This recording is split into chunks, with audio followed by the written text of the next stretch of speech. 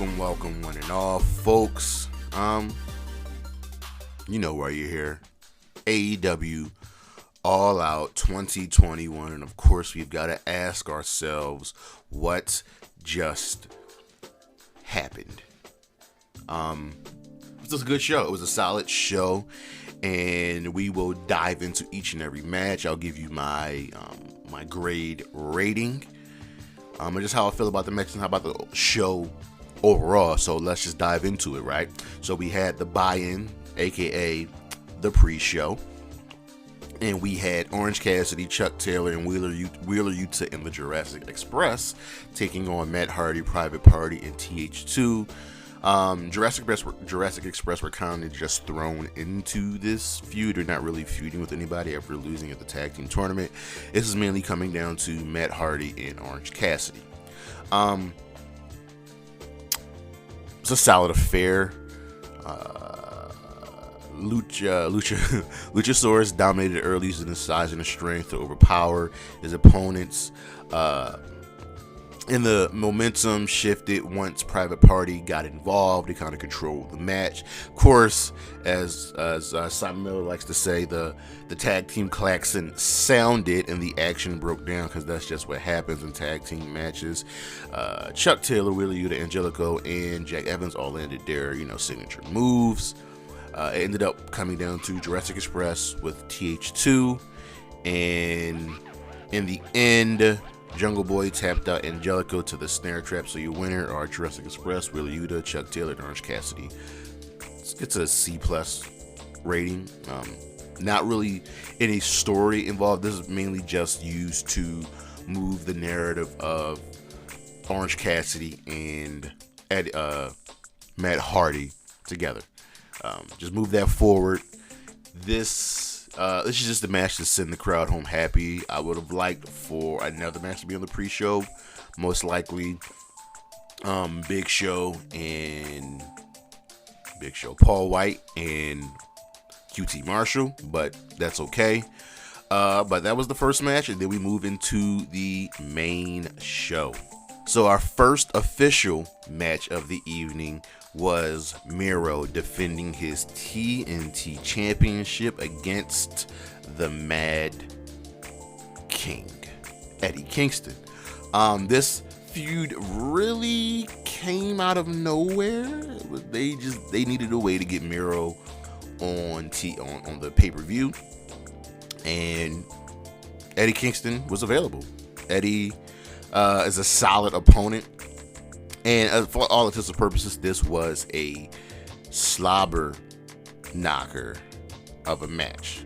And it was probably one of three matches that probably should have opened the show. I think either the tag team title match or Big Show QT Marshall should have opened the show. If with Big Show, you can just have a squash. But these dudes just threw hands, chopping each other, punching each other, clotheslines. Eddie targeted the neck for most of the match, like he said he would.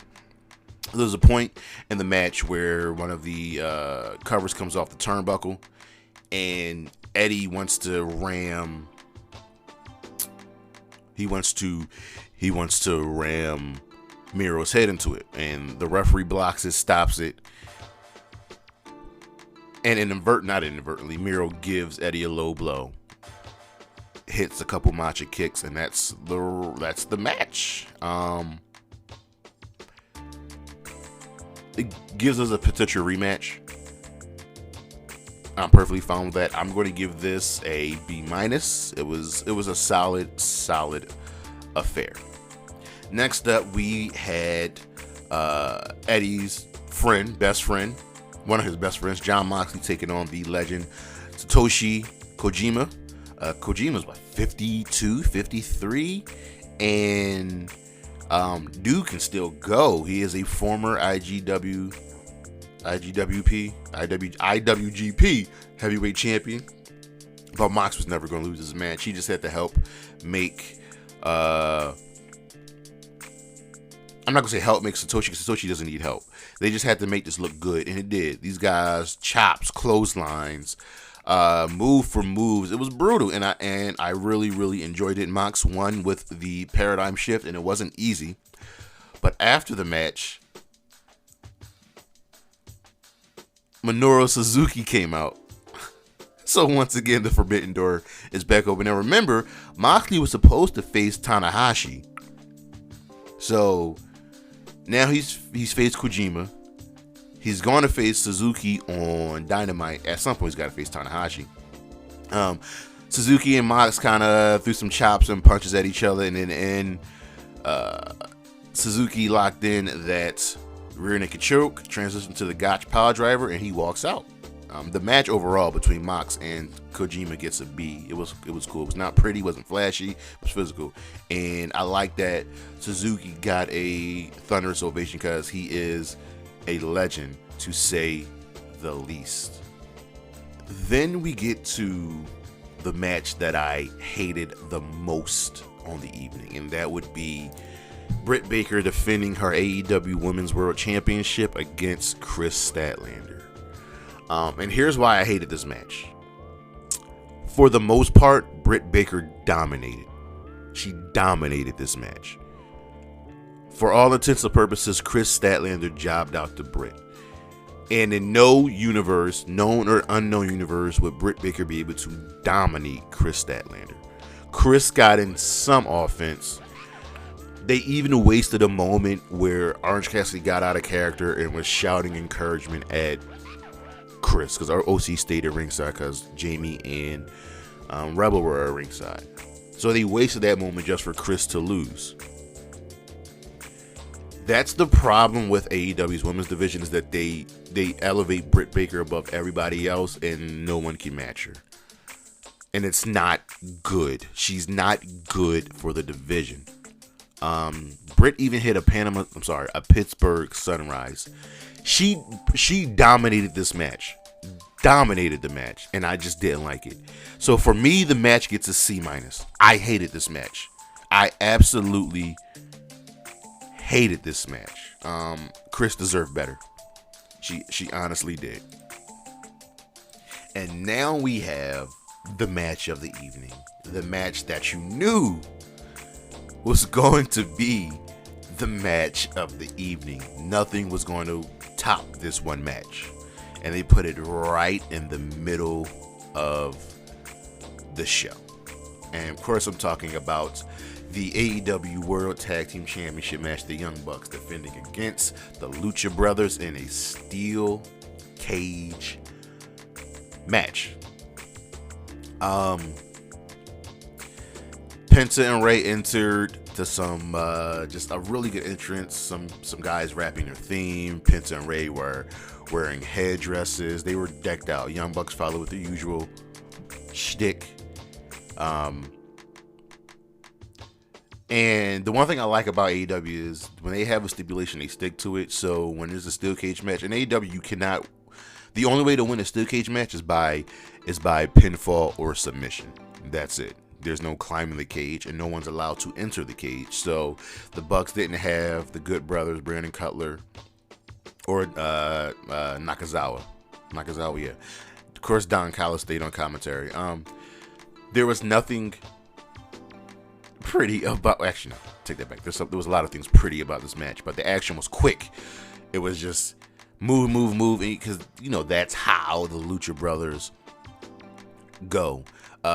They tried early to control, but it didn't work. The Bucks pretty much dominated most of the action early on, and they kept Phoenix and Penta from mounting a comeback. Then the Bucks tried to rip off the mask of Penta and Ray, and that just wasn't good. Brandon Cutler threw in a bag, and the bag, inside that bag were a pair of J's with thumbtacks on the bottom of it. So we knew where this was heading, and the Bucks used those J's on the Lucha Brothers, super kicking them in the face, and Penta was just bleeding, and he kept getting kicked in the face. And the Lucha Brothers wouldn't stay down. After taking those kicks to the face and they wouldn't stay down, you knew they were winning this match. It got to a point, Phoenix made a comeback and there was chops in a circle. There was super kicks in a circle. Penta delivered a fucking avalanche destroyer on Matt. And then Ray climbed the top, hit a flying crossbody, wiping everybody out. Penta got back up. Shouldn't have gotten up that quickly. And they hit the spike power driver on Nick for the win. The Lucha Brothers win, and they are your new AEW World Tag Team Champions, Cero Miedo. This is probably AEW's match of the year right now, as I think the match of the year in the WWE is probably Dragunov and Walter 2. This was great. The crowd loved it, and the Bucks did everything to stay bad, to stay evil, and they were getting booed, and the Lucha Brothers would not stay down. And now they're your tag team champions. So we've actually had 5 tag team champions in AEW? We've had Lucha Brothers, Young Bucks, FTR. Who did FTR beat? I think FTR beats. They beat Hangman and Kenny, and Kenny and Hangman beats SCU. So we've had 5 tag team champions. I'm almost sure FTR beat Hangman and Page, but this was a really, really great match. This is the match of the year. It's going to be very, very, very hard to top it. Next up, we had some more fun. We had the Casino Battle Royale. If you don't know how this works, the girls pick a suit, and then they come in 5 at a time, and then the Joker is always last. So the club's order of entry we started off with Shida, Sky Blue, who replaced Julia Hart, Emi Sakura, The Bunny, and Abaddon. The Diamonds were Anna Jay, Kiera Hogan, Kylan King, Diamante, and Nyla Rose. The Hearts were Thunder Rosa, Riho, Jamie Hayter, Big Swole.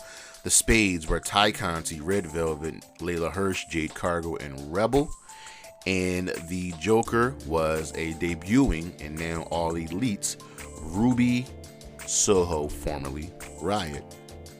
The match is for a future shot at the AEW Women's World Championship, and usually there's a 50-50 chance that the Joker usually wins. But it's very hard to judge a Battle Royale because there's always going to be mistakes. Someone's going to be eliminated accidentally. I think Riho was eliminated accidentally. But the main goal of Battle Royales are to make stars and continue storylines. So we got that with TJ versus the Bunny, Penelope Ford. We got that with Diamante and Big Swole. We might start a feud between Nyla Rose and Jade Cargo. What else? I would have liked to see more from Layla Hirsch. I mean, she was just on the Empower pay-per-view taking on Camille for the championship, so I would have wanted more from her. I wanted more from Red Velvet. Sky Blue didn't last long, which sucks, but the biggest arrival obviously was Ruby Soho, and it came down to the final 2 of Ruby and Thunder Rosa, and I would have been fine with either of these 2 women winning. I would have actually liked Jade Cargo to win.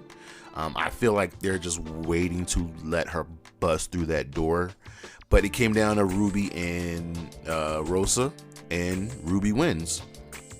So this is good. Ruby's probably not going to beat Britt, because I think Thunder Rosa is going to be the one to take the title off of Britt. But we can go into the same vein as NXT, where we can have someone lose and they can still, be built back up. But overall, it was a solid affair. I'll give it a C+. Then there was the final fight. Chris Jericho, MJF, and if Chris Jericho loses, he will have to, essentially stop wrestling. And when stipulations like that are added, they are never followed through with. So you knew Jericho was going to win. MJF had beaten Jericho 3 straight times. He wasn't going to beat him for a 4th straight time. And Jericho targeted MJF's back. And there are a few times that MJF looked like he was hurting. MJF busted out some of the stops. And he hit an avalanche Liger bomb from the top rope, stopping Jericho's momentum, and it looked like it hurt. Looked like it hurt both of them. Jericho recovered, hit a code breaker, and then Wardlow started to come out, and Jake Hager stopped him. So this distraction allowed MJF to hit Jericho with the baseball bat. He hit a Judas effect and pinned him 1, 2, 3, but Jericho had his foot on the ropes. So the referee's decision is final. But here's the thing. There are other referees coming out, breaking up the Hager-Wardlow fight. And one of those referees is Paul Turner, the head official in charge of all of the officials. And he saw that Jericho's foot was on the ropes, and he had to tell Aubrey, yo, his foot was on the ropes. Paul Turner restarts the match. Jericho blocks in the walls, and it's a wrap. 1, 2, 3. And that was a fine outcome. So MJF actually did this to himself because he had Wardlow come out. The refs had to come out, and because the refs were out there due to Wardlow being out, due to MJF calling him out, the refs were able to see that Jericho's foot was on the rope. So I'm fine with this ending, actually. But I think it's time for Jericho to just fade away for a little bit, disappear. He doesn't need to be on TV anymore. I mean, not anymore, but every week. Let the Inner Circle compete without him. Plus, as you see at the end of the show, there are a few more people arriving, so we need to make room. Then we got CM Punk's first match back in 7 years. If you don't know, on the High Risk Wrestling Podcast, episode 35, I actually picked Darby Allin to win this match. But in my heart of hearts, I knew and you knew CM Punk was never going to lose. See, here's the thing. Darby Allin was the perfect opponent for CM Punk. Because if Darby wins, he's a star. If he loses, he's a star. And AEW has built up Darby Allin as a star. See, the question of this match was, can CM Punk still hang 7 years out of the ring? Can he still go with some of this youthful talent? And yes.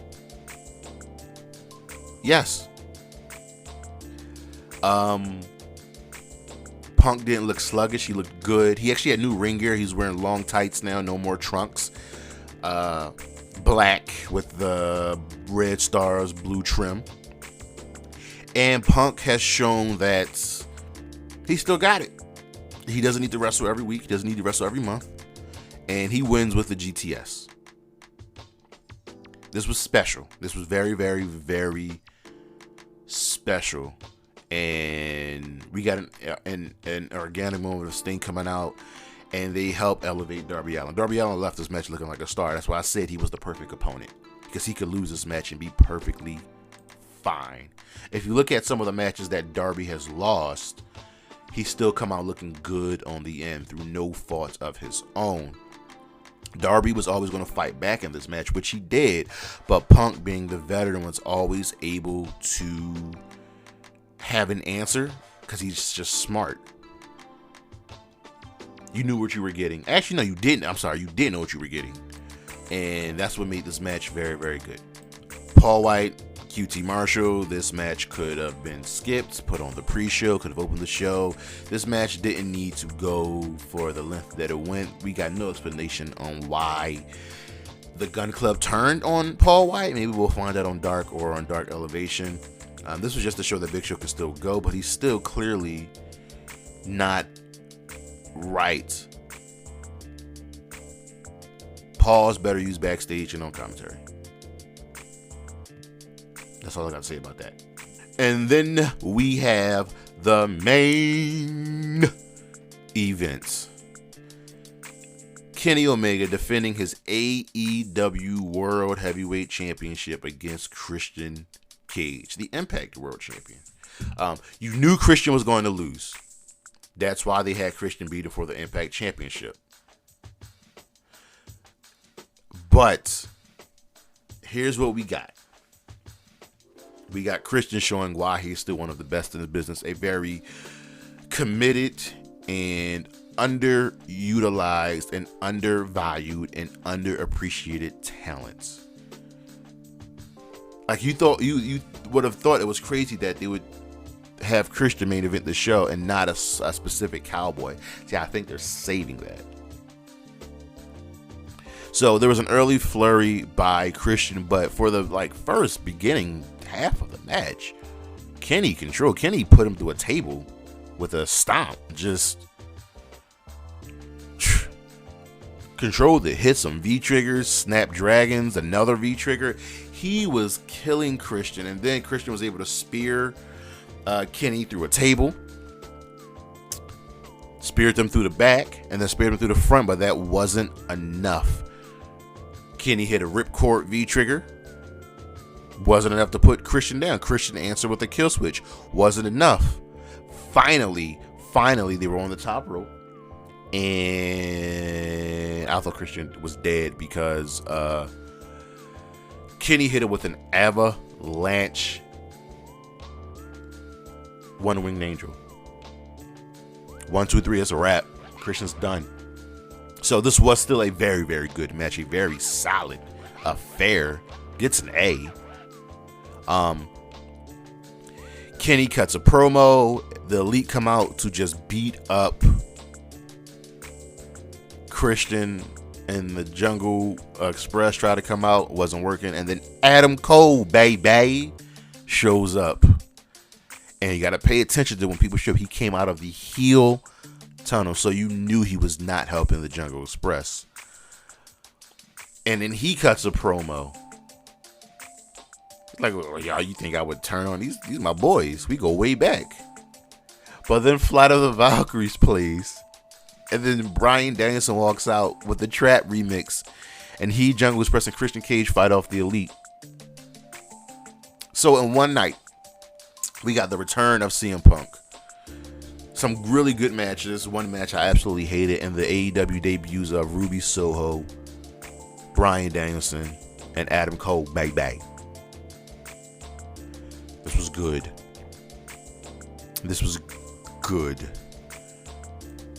It really was. This was a statement made by Tony Khan and AEW. Vince, we coming for your neck. We're not trying to put you out of business, but we got to show you what it's like to be scared. Be nervous. And mind you, I don't think they're done. I think there's one more signing coming. A certain Eater of Worlds, because the Dark Order needs some leadership. I probably enjoyed SummerSlam just a tad bit more. That's only because of the history there. Like, yes, I love Bryan Danielson and Adam Cole debuting, but Brock's return has history there. There's some meat on those bones. There's history between him, Paul, and Roman. Don't get it twisted, I did not like Bianca Belair getting squashed. I did not like Charlotte Flair winning, but the match was still a very good match. It was better than Britt and Kris. But this was still a good show. I don't live in the moment. I like to think clearly. And clearly AEW is coming for that ass. So overall, I give the show a B. It still ran a little long. That's the one thing about AEW shows. They run long. This was over at around 11:45.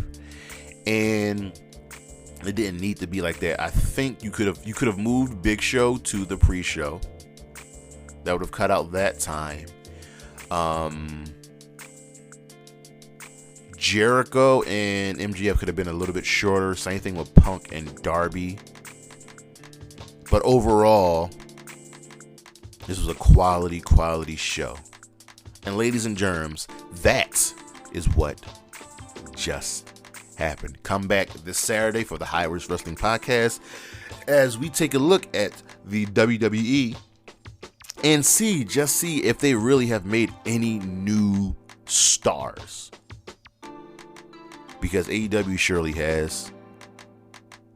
So we got to ask ourselves, what is Vincent Kennedy McMahon doing? He was also trending after AEW last night for obvious reasons. But come back this Saturday for the High Risk Wrestling Podcast. I'm your host, Jeremy Pierce. And thank you for listening to What Just Happened.